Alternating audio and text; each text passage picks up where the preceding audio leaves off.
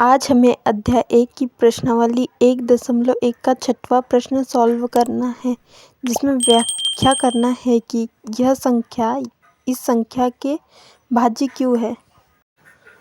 पहले हम 7 गुणित 11 गुणित 13 धन 13 को सॉल्व करेंगे। तो 13 कॉमन में है तो उसको लिख लेंगे 13।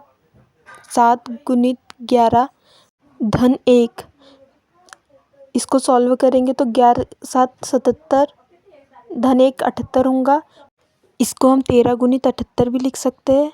अब इसको सॉल्व करेंगे तो 1014 आएगा। अब हम 1014 का अभाज्य गुणनखंड करेंगे तो 1014 में लास्ट में 4 है तो 2 से भाग दे सकते, तो 507 आएगा। अब हम 507 से डायरेक्ट भाग दे देंगे तो 1 आएगा। अब हम 1014 को अभाज्य गुणनखंड के रूप में लिखेंगे तो 2 गुणित 507 गुणित 1। जैसा कि हम जानते हैं कि भाज्य संख्या वह होती है जिसके अभाज्य गुणनखंड में कम से कम 3 संख्या होती है।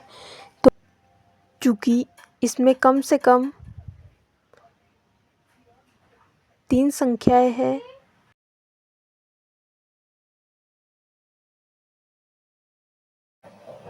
इसीलिए 7 गुणित 11 गुणित 13 धन 13 भाज्य संख्याएं हैं।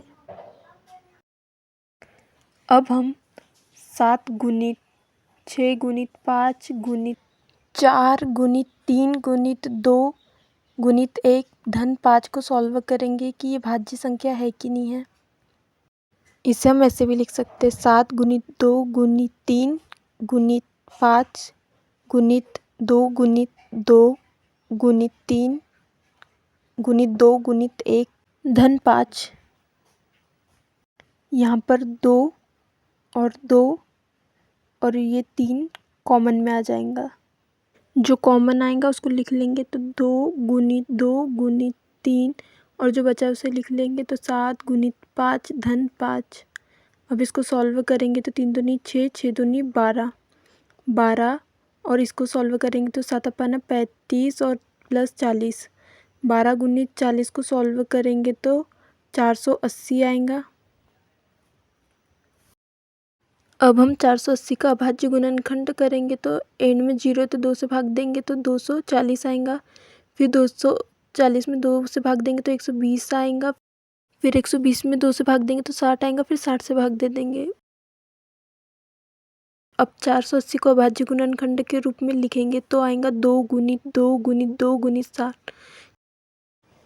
चूँकि 480 में 3 से ज़्यादा गुणनखंड है यानी संख्याएं, इसीलिए